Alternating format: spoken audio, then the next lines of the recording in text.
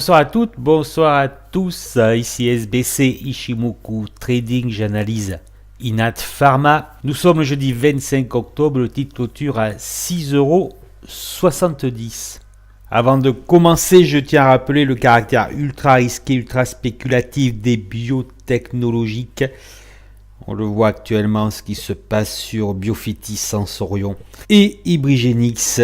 Donc l'investissement, bien sûr, est ultra risqué sur ce genre de titre. Voilà, je tenais à le rappeler, vu que c'est un comportement où beaucoup perdent de l'argent. Je commence par l'unité très long terme en trimestriel. On voit qu'Inat Pharma a rebondi à plusieurs reprises dans cette zone, une forte zone de support. On peut tracer une droite de support très long terme.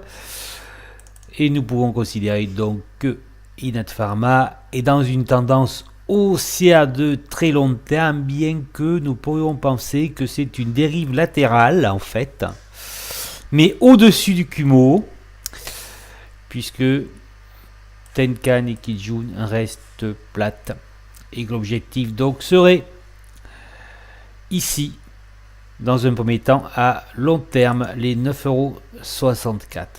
La forte hausse est due à la rentrée d'AstraZeneca, le laboratoire britannique, cette semaine, aux alentours des 10 €. Donc on pourrait penser que ces 9,64 € pourraient être rejoints assez rapidement. Bon, on va voir ça, je vais vous dire ce que j'en pense. Mais comme ici, effectivement, on était monté très très vite. Bon, voilà. Donc un biais haussier, mais plus une dérive latérale, mais on a la chance d'être au-dessus du Kumo.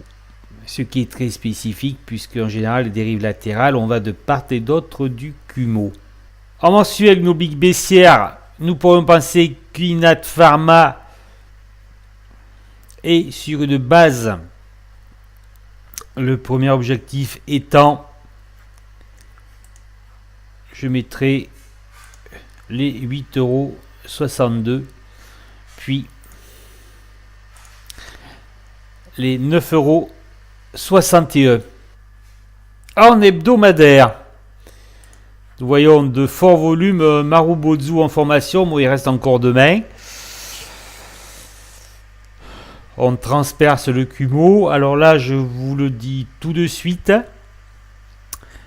Vous le voyez, nous sommes sur un top. D'accord? L'ancien top des 7 € a été touché donc hier. Nous sommes sur un top. Ce qui veut dire, soit les volumes vont être suffisants et la semaine prochaine on va faire un autre Marubozu, soit on va d'abord faire un retracement et après ce retracement on ira tester le top et éventuellement prendre les directions des 8,62 €.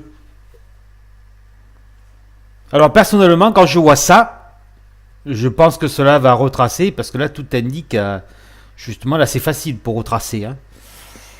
Voilà, donc on va aller voir les unités inférieures, le 4 heures. Nous avons un petit retracement avec un support ici à 6,51 €. Nous voyons que Kijun est plate pour le moment. Donc là, il faudrait qu'effectivement, il y ait beaucoup de volume pour que cela reparte. Là, maintenant, la probabilité que l'on revienne progressivement vers Kijun Sen, soit les 5,81 €, en l'état actuel des choses, ça peut évoluer, on va dire, est assez importante. En journalier, nous avons un doji en pince. Nous voyons effectivement que Kijun et Tenkan sont plates. Nous retrouvons nos 5,81 €. Donc il est fort probable qu'Inat Pharma retrace un petit peu avant de repartir de l'avant. Bien sûr, quand il sera sur ce niveau, il faudra voir ce qui se produira. Mais la probabilité qu'il y ait reprise sera assez élevée. En conclusion, nous sommes sur un top. Il va falloir qu'il y ait de forts volumes pour qu'on s'affranchisse de cette zone. Ce qui n'est pas gagné, ce n'est pas ce que je privilégie. Et en plus, vu les conditions de marché actuellement, bon, voilà, hein, nous sommes pas loin quand même de la panique. Donc ça peut être suffisant comme justification. Bien sûr, ce n'est que mon avis. C'est nullement un conseil ni une incitation à prendre des bénéfices ou acheter le titre. Vous êtes responsable de vos investissements. Je tiens à remercier les nouveaux abonnés de la chaîne YouTube. Il y a presque maintenant 4000 vues. Je vous remercie de l'attention que vous portez à mes publications, à mes vidéos. Je recommande à tous les abonnés YouTube de me contacter à sbcshimokutrading@gmail.com pour recevoir la newsletter en vidéo toutes les semaines, ainsi que des valeurs demandées par les abonnés.